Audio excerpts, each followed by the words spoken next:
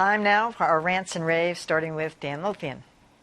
Well, I have a rant for KUSA, the NBC affiliate out in Denver. Last weekend, they hired a security guard, an armed security guard, to protect the reporters who were out covering dueling protests. This is something that they had been doing for quite some time. Well, during one of those protests, there was a shooting by this security guard. He's accused of not only shooting, but killing a 49-year-old protester. Why I'm ranting is because it turns out that this security guard, Matthew Doloff, was unlicensed. And this was apparently not the first time that the station has used an unlicensed security guard. Clearly the times are different now where you need to have, these security guards with your reporters out there. But this is the kind of thing that news organizations often report on, and they need to do better. Probably hired him blind without even interviewing him. All right. Yeah, they hired him from another company. They hired him from another company. Lylah. So I have a rare rant this week, and it's for Sinclair Broadcasting Group stations, which they're all ready to air a monologue by Eric Bolling on his show America This Week that is claiming that masks and lockdown precautions do not help slow the spread of COVID-19. It goes against all the medical research out there. It's fanning the flames of a lot of hysteria, of anti-mask wearing problems. And as 20 states are recording record highs in new coronavirus infections, it's just irresponsible to run information that's already been debunked as if it's an authority and newsworthy. Very fitting and, with the theme of that network too, Sinclair. All right. Callie. Oh, yes. I have a rant for the results of a Pew study, which showed that a quarter of U.S. adults now get their news from YouTube. Okay.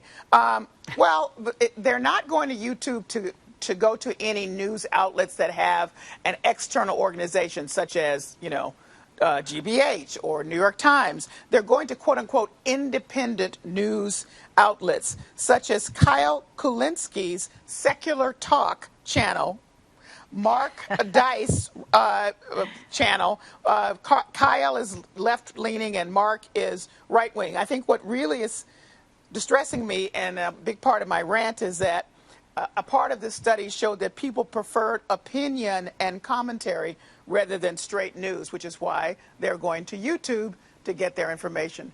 That's a little unnerving. Indeed. All right. I'll have to check those sites out. All right. Dan Kennedy.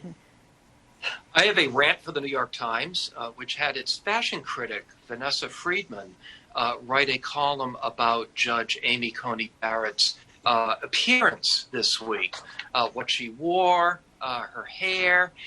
My rant really isn't for Vanessa Friedman so much as it is for the Times, because a fashion critic's going to do what a fashion critic's going to do. And here's what she wrote in part. She radiates preparedness, not in a smarty pants way, but in the way of the parent who leaves the house with wet wipes, a pen, and a snack in her handbag. She looks like someone good at baking snickerdoodles. We await a similar Times piece on the next male judicial nominee of any sort. The interesting to me, Dan, is that it was a little snarky, but it wasn't really critical. I mean, what was the point of it, though? See, she's no Robin Givon. Yeah. Robin Givon has some cultural context when she does that. This was just, she's got snickerdoodles What's in her a snickerdoodle? Those little candies. I wanted that. Yeah. I've never heard of it. Where have you people been? The cookies? The snickerdoodle cookies? Never heard of it. Okay, wake up. I suppose it could have been worse, but and you're right. At several points, Friedman was almost apologizing for what she was doing. Yeah. But it should have been in the Times. I agree with you, but it was well written and entertaining. Anyway.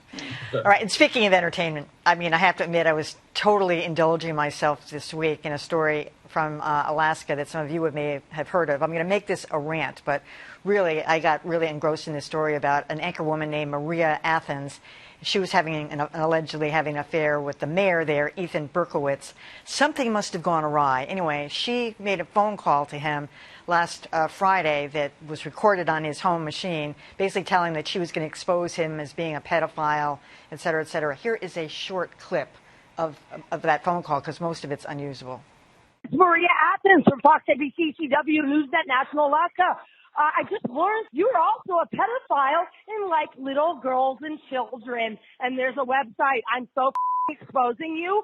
I'm going to get an Emmy. So you either turn yourself in, kill yourself, or do what you need to do. And believe it or not, it got worse. She threatened to kill both of them, his wife and him. She referenced that he was Jewish and all that. My rant is for the fact that this fits into the stereotype about women, sleeping their way to interviews, and also that it's all about the Emmy. Twice in a phone call, early in the morning, she mentioned she's going to get an Emmy for what she. And by the way, she was a victim of QAnon to boot, so the whole thing was a mess. But I have to say, it was entertaining.